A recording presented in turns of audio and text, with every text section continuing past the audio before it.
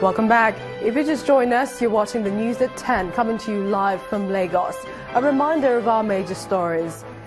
Military authorities dismiss fears of possible coup against President Muhammadu Buhari's administration. Acting President Professor Yemi Osinbajo sheds light on executive orders as civil servants to see them as critical for their children's future. Our series on 2 years of the Buhari administration continues today with a focus on security at least 34 migrants drowned after falling into the sea from overcrowded boat off Libya's coast.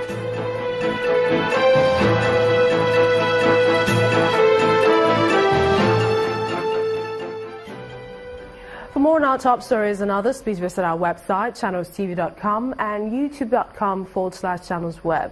You can also watch us on the go on any mobile device. Log on to m.channelstv.com or download the Channels TV app for Android, iOS and Windows devices from their respective stores.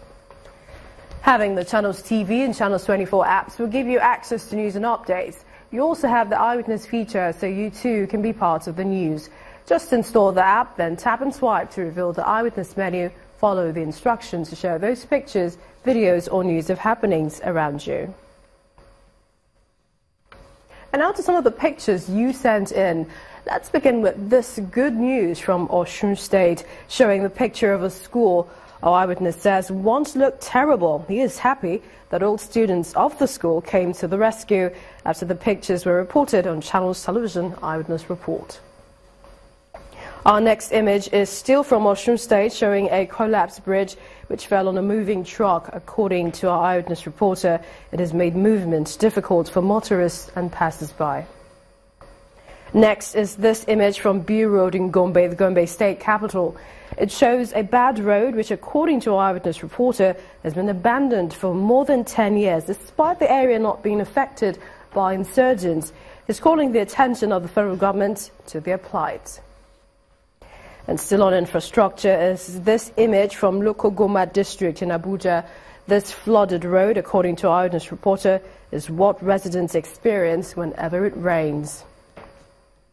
Finally is this image from Adoyo Street in Mushin area of Lagos State, showing a filth-littered flooded road. The road, according to our Eyewitness reporter, is always flooded because of the poor drainage. He is calling for help from the appropriate government agency.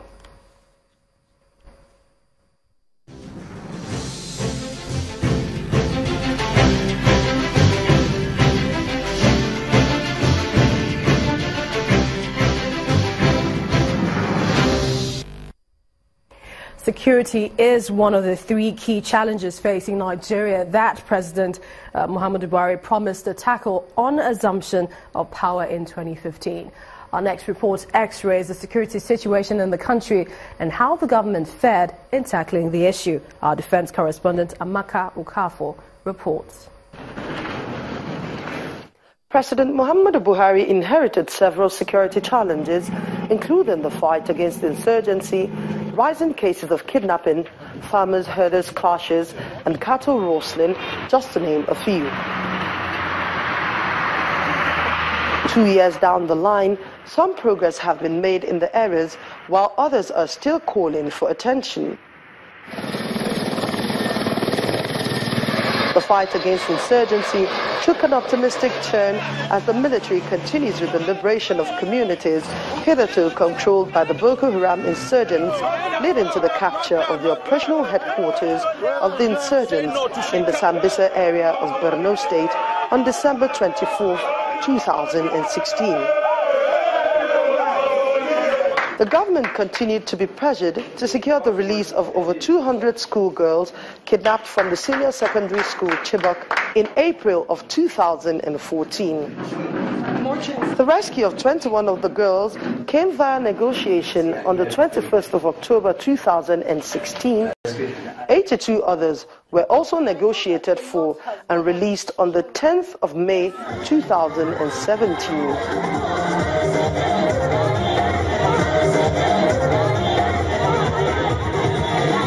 In an unprecedented move, the federal government facilitated a tour of the northeast, especially the notorious Sambisa forest. The guided tour afforded civil society organizations and the media an uncharacteristic glimpse into the task at hand and the operations of the security forces. The gains of the tour was substantially eroded on the same day when the Nigerian Air Force bombed an internally displaced persons camp in Borno State, killing scores of people in what was said to be a tragic accident. It's very tragic, very unfortunate, but I want to assure you that as a professional service, we'll continue to evaluate our processes and procedures so that we can be effective in dealing with those that are out to kill human beings. Other security challenges that the government and Nigerians have had to grapple with include communal clashes, most of which happened in parts of Kaduna and Benue states. In spite of government's intervention, the conflicts have continued, claiming lives and damaging properties. The problem of cattle rustling, farmers and herders clashes have remained a thorny issue. While some states have taken matters into their own hands, the news of government's proposal for grazing reserves is received with mixed feelings. Some suggestions have been made on how to stem the tide of what many liken to a time bomb. In South Africa, they ranch. In Kenya, they ranch. And so why can't we do the same thing in Nigeria? That is the only solution that can bring peace on this matter. Kidnapping for ransom has continued unabated despite the strong stance taken by some state governments and the federal government. Also on the increase are the cases of cultism and cult-related activities, especially in the southwest of the country. Experts say the government has to go beyond the use of force to explore other means, especially economic empowerment, as a key strategy to making Nigerians feel safer. Amaka Okafor, Channels Television News. Joining us to talk about how Nigeria has fared security-wise 2 years into the Buhari administration is Colonel Yomi Dare. He's a retired military officer. Thank you so much for coming on News at 10. Thank you very much for having me on board, Millicent. All right. So what would you make, or rather, if you were to score this administration in terms of security, what would you give them? Well, that's a very tight one. But honestly, I must say something, and we just have to call a spade, you know. I believe it's 50-50, you know. Yes. Okay. Yes. So average. Average. And what are the areas?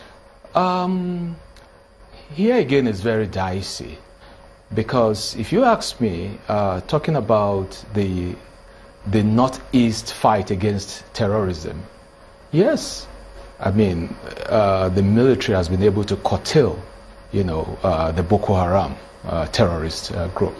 Well, come to think of it, it is not, I mean, terrorism has become a monster. It's hydra-headed. Terrorism is not limited to the terrorists in Northeast alone. We have terrorism facing us. It has plagued our nation. You have terrorism in the economy. You have terrorism as corruption. You have terrorism from the herdsmen. So name it. Let me get your thoughts on terrorism in the Northeast. We know that you know, a lot of people are saying they've done fairly well, especially with the return of 82 plus Chibok schoolgirls. Yes. But they've also said that they have sort of, you know, the Boko Haram has lost a stronghold, but there's still skirmishes of attacks every now and again from that area. Where are these people coming from? From outside the border, outside the country? Are they still within? Well, again, you see, terrorists, as it stands right now, they live within us. Because you cannot specifically say that this is where they are. Okay? You find out that, you know, they operate like guerrillas.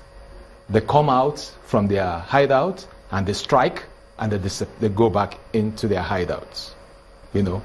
And if you know about guerrilla warfare, it's a very, very, very difficult. So essentially the government hasn't tackled that. Well, I'm not going to accept that, you know. Well, they've been fair. They've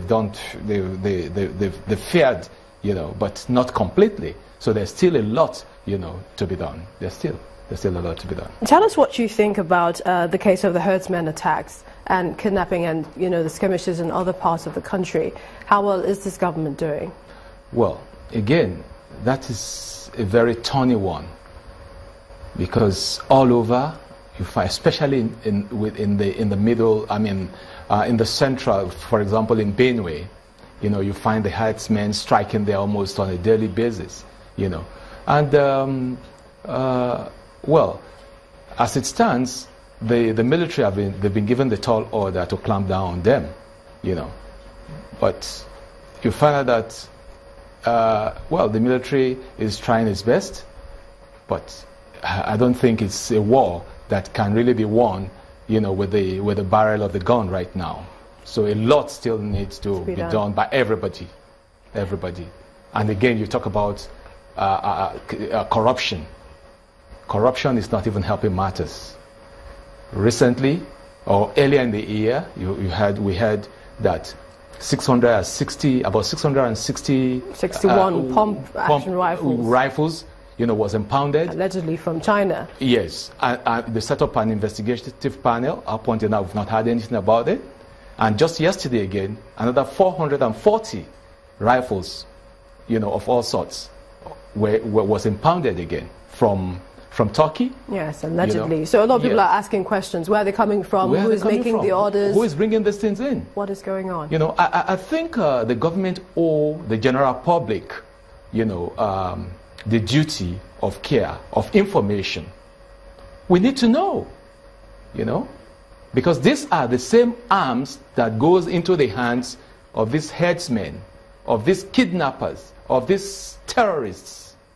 So who are the people behind it? What are your thoughts? I think they should be exposed. What are your thoughts about institutional capacity?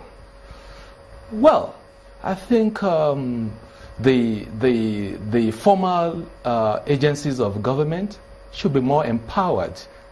I mean, recently I heard that the police was going to start some, you know, large recruitment, and that it should. Those people to be recruited now will have to work like, you know, in their local areas, or recruited from their local areas. So we need this community policing. You know, we need them. All right. Thank you so much, Colonel Yomi Dare, for coming on the news at 10. Thank you very much.